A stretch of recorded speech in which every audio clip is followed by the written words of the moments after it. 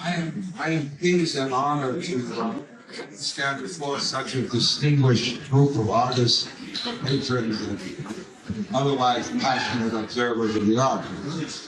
The journey that an artist takes to excavate and illuminate all the possible meanings of our humanity and what it might possibly mean to nature and its immutable laws is not without perils. It is an undertaking that requires courage and a fierce belief in one's right to stand and speak a truth beholden to nothing but himself. The discovery of that truth, the testing of it on the battlefield of self-affirmation, giving legitimate expression to your ideas and attitudes, your rituals, your myths, your gods, and your language is both a duty and an exalted task. My own artistic journey, which has been fueled by the work of some of these very same artists, and by Romare Bearden in particular, began in the fall of 1965 with my discovery of the blues. I had purchased for 5 cents a yellow typewritten label, 78 RPM, titled "Nobody in Town Could Bake a Sweet Jelly Roll Like Mine," by someone named Bessie Smith. And as I have written elsewhere, when I dropped the needle of my own 78 RPM record player onto the record, the universe stuttered and everything fell to a new place. The blues gave me a history, and it provided me with a cultural response to the world, as well as the knowledge that the text and content of my life was worthy of the highest celebration and occasion of art. It also gave me a framework and an aesthetic to explore the traditions in which it grew. And I set out on a search for ways to give expression to the spiritual impulse of the African American culture that had nurtured me, sanctioned my life, and ultimately provided with its meaning. I was, as all artists, searching for ways to define myself in relation to the world that I lived in. The blues gave me a firm and secure ground. It became and remains the wellspring of my art. In 1977, I made another discovery which changed my life. I discovered the art of Romare Bearden.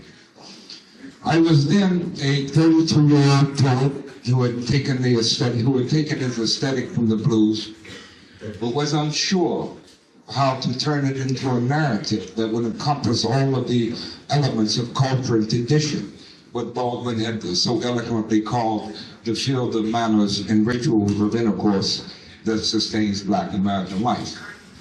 My friend Claude Purdy had purchased a copy of The Prevalence of Ritual, and one night in the fall of 1977, after dinner, he laid the book open on the table and said, "Look at this. Look at this." And what for me had been so difficult, Bearden made seem so simple, so easy.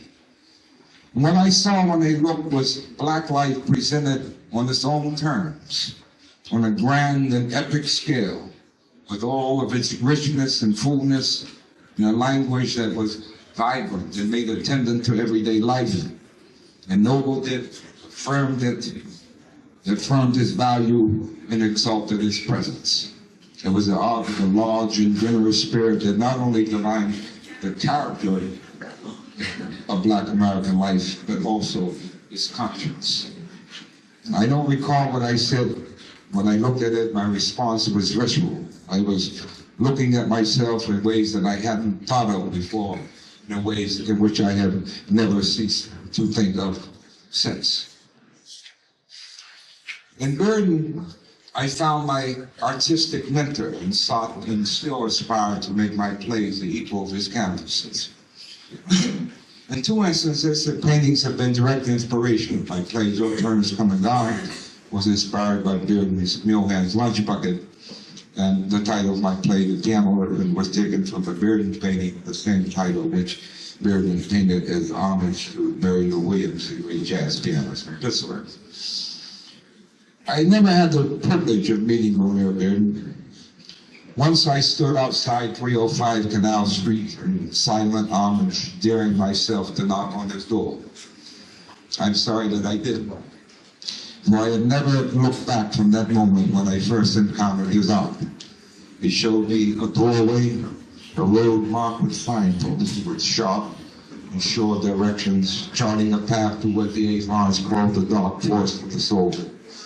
When I entered the world of Romare Bearden, I found a world made in my image, a world of flesh and muscle and blood and bone and fire, a world made of scraps of paper, line and mass, and form and shape and color and all the melding of grace and birds and trains and guitars, and women bathing and men with huge hands and hearts pressing on life until it gave back something in tension, until it gave back it in fragments, in gesture, in speech, a colossal spirit tested through time and the storm and the lash, the spirit conjured into being, unbroken, unbowed, and past any reason for song, singing an aria of faultless beauty and unbridled hope.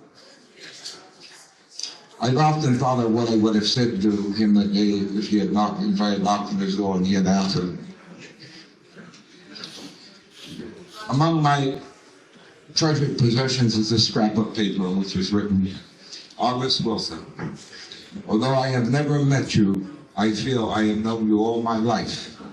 That's an ambiguity that an artist would understand. It is signed Romare Bearden. Great art is a solitary act of will and daring, in which there is a twining of head and heart that bridges the dark night of the soul and aligns the artist with the gods. And there are many such moments of privilege and triumph on display in this exhibit, and we are blessed to have them collected, preserved, and presented for our instruction in such a splendid setting.